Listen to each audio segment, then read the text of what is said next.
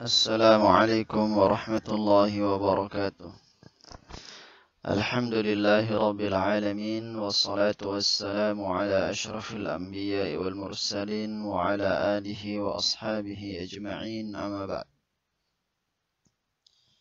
Para santri yang dimuliakan Allah Subhanahu wa taala, kita di pembahasan Minhaj al-Firqati Najiyah. Dan kita masih membicarakan tentang simat atau ciri khas yang dimiliki oleh Al-Firqah An-Najiyah. Ciri khas yang ke-11. Al-Firqatu Najiyatu tunkiru al-qawanina al-wada'iyah. Al-Firqatu Najiyah, Ahlu Sunnah wal Jamaah, mengingkari undang-undang buatan manusia. Allati hiya min wada'il bashar, yang mana undang-undang ini adalah buatan bashar, buatan manusia. Li mukhalafatiha hukm al-Islam, dikarenakan undang-undang ini menyelisihi hukum Islam. Ya. Tentu yang diingkari adalah undang-undang yang jelas-jelas menyelisihi hukum Islam, bukan undang-undang yang sejalan dengan Islam. Wa tad'u ila tahkimi kitabillahi alladhi anzalahu Allahu li sa'adatil bashari fid dunya wal akhirah. Al-Firqatu Najiyah, Ahlu Sunnah wal Jamaah, mengajak manusia untuk berhukum dengan kitabullah Al-Quran yang Allah turunkan untuk kebahagiaan manusia di dunia dan di akhirat. Wa huwa a'lamu subhanahu wa ta'ala bima yasluhu lahum. Dialah Allah Subhanahu wa ta'ala yang mengetahui apa yang pas, apa yang cocok bagi manusia.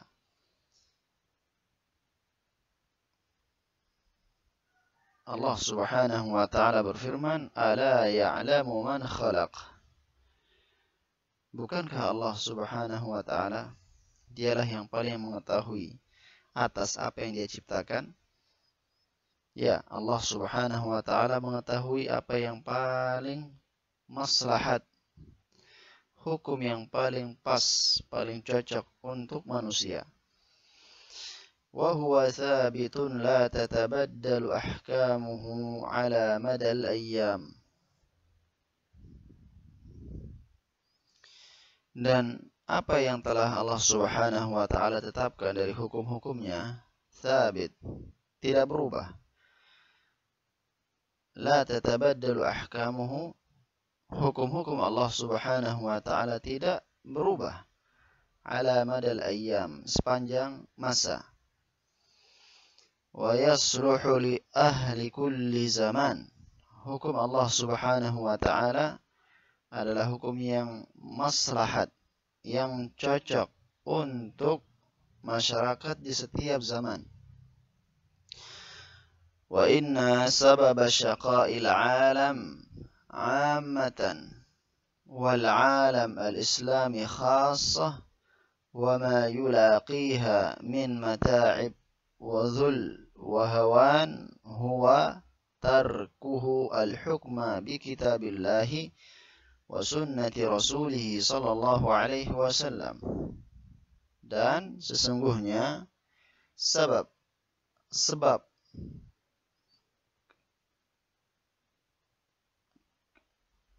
kebinasaan sebuah alam, sebuah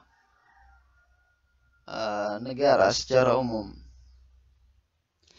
dan dunia Islam secara khusus, dan sebab bermacam-macam musibah dan kehinaan yang diterima atau yang dirasakan oleh alam Islami, dunia Islam, wahawan dan kelemahan, huwa tarkuhu. Disebabkan karena dunia Islam atau negara secara umum meninggalkan hukum atau berhukum dengan kitabullah dan sunnah Rasulullah Shallallahu Alaihi Wasallam. Inilah sebab mengapa dunia Islam banyak yang hina, banyak yang terhinakan pada hari ini, banyak yang terlemahkan. Itulah sebabnya, yaitu karena mereka meninggalkan berhukum dengan kitabullah dan sunnah Rasulullah Sallallahu Alaihi Wasallam. Sebelumnya syaqa, di sini kita temukan kata syaqa, wa inna sababa syaqa'il alam. Syaqa ini artinya kecelakaan, celaka. Sebab celakanya alam atau negara secara umum dan dunia Islam secara khusus. Kemudian kita lanjutkan, wala izza lil muslimin illa birruju'i ila ta'alimil islami afradan wa jama'atin.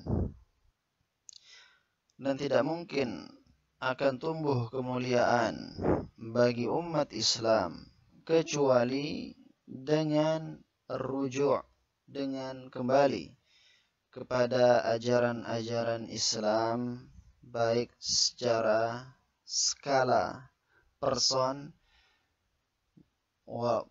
demikian juga dalam skala yang lebih besar, yaitu masyarakat dan jamaah kaum muslimin. Jadi baik personnya, baik jamaahnya, baik pemerintahnya, pemimpinnya, semuanya punya kewajiban untuk kembali kepada ajaran-ajaran Islam. Jadi afradan wa jama'atin wa hukumat. Hukumat ini artinya pemerintah. Ya, jadi semua punya kewajiban untuk kembali kepada hukum-hukum Islam bila semuanya menginginkan kebaikan, menginginkan dunia yang aman, damai, tentram, maka caranya adalah dengan merujuk kembali kepada hukum-hukum Islam. Amalan biqaulihi ta'ala, sebagai bentuk mengamalkan firman Allah Subhanahu wa ta'ala, inna Allah la yughayyiru ma biqaumin hatta yughayyiru ma bi anfusihim. Sesungguhnya Allah Subhanahu wa ta'ala tidak merubah kondisi sebuah kaum, sebuah masyarakat, sampai mereka berupaya untuk merubah apa yang ada pada diri mereka, berupaya untuk merubah kondisi mereka. Dan ini berlaku ketika sebuah negara aman, sebuah negara memiliki stabilitas yang aman, kemudian mereka merubah hukum Allah Subhanahu wa ta'ala dan lebih memilih hukum manusia, maka kehinaanlah yang akan mereka dapatkan. Dan bila mana mereka yang tadinya berhukum dengan hukum yang bertentangan dengan hukum Islam, kemudian mereka merubah hukum-hukum yang bertentangan dengan Islam tersebut menjadi hukum-hukum yang bersesuaian dengan hukum Islam, maka berdasarkan ayat ini Allah Subhanahu wa ta'ala akan merubah kondisi mereka yang tadinya buruk menjadi baik. Dan ini merupakan janji Allah Subhanahu wa ta'ala. Demikian kita sampaikan pada video kali ini. Inilah dia ciri khas Al-Firqatun Najiyah yang ke-11, yaitu mengingkari undang-undang buatan manusia. Namun yang perlu diingat bahwasannya mengingkari ini memiliki tingkatan-tingkatan, sebagaimana yang disebutkan di dalam hadis Rasulullah sallallahu alaihi wasallam.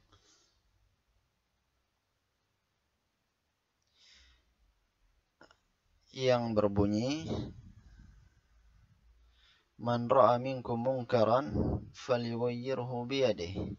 Barang siapa di antara kalian yang melihat kemungkaran, maka ingkarilah kemungkaran tersebut, rubahlah kemungkaran tersebut dengan tangannya. Siapa yang merubah dengan tangan? Yaitu orang-orang yang memiliki kekuasaan. Orang-orang yang memiliki kekuasaan dan kekuatan. Contohnya, orang tua merubah kemungkaran di keluarganya. Seorang ayah merubah kemungkaran yang ada di anak-anaknya. Seorang suami merubah kemungkaran yang ada di istrinya.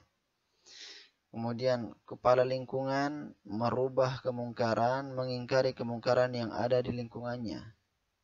Inilah dia orang-orang yang mampu untuk merubah dengan tangannya.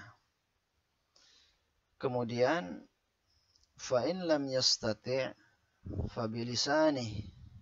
Kalau dia tidak mampu, maka dengan lisannya. Dia rubah dengan lisannya. Siapa yang merubah dengan lisan? Yaitu orang-orang yang suaranya didengar. Tokoh-tokoh yang mampu menjelaskan kepada masyarakat atau menyampaikan kepada orang-orang di atas bahwa terjadi kemungkaran di tempat ini, maka harus kita jauhi atau harus ditutup tempat kemungkaran ini. Ya, disampaikan kepada orang-orang yang berada di atas. Inilah dia, ya, kemungkaran yang dirubah dengan lisan. Orang-orang berilmu, tokoh-tokoh yang bisa sampai kepada orang-orang di atas, ini merubah kemungkaran dengan lisan. Fa in lam yastati' fa biqalbihi. Dan barang siapa yang tidak bisa menyampaikan aspirasi atau tidak memiliki ilmu, ya, dia adalah masyarakat biasa, maka paling tidak dia mengingkari perbuatan kemungkaran itu dengan hatinya. Dia mengingkari, tidak ikut serta dalam kemungkaran tersebut, ya, tidak berpartisipasi dalam kemungkaran, tidak juga memberikan bantuan-bantuan untuk terjadinya kemungkaran. Ya, ini adalah tahapan mengingkari kemungkaran yang paling kecil. Wa dzalika adhaful iman. Dan ini adalah bentuk keimanan yang paling lemah. Ya. Jadi ini 3 tahapan dalam mengingkari kemungkaran. Tidak serta-merta semua orang yang menggunakan tangannya untuk mengingkari kemungkaran. Tidak serta-merta semua orang menggunakan lisannya untuk mengingkari kemungkaran. Tentu harus merujuk lagi kepada menimbang antara maslahat dan mudarat. Wallahu ta'ala a'la wa a'lam. Pembahasan tentang ingkar mungkar ini adalah pembahasan yang panjang. Secara garis besar seperti itu. Mudah-mudahan dapat difahami. Kita tutup dengan membaca doa kafaratul majlis. Subhanakallahumma wa bihamdik, asyhadu an la ilaha illa anta, astaghfiruka wa atubu ilaik. Assalamualaikum warahmatullahi wabarakatuh.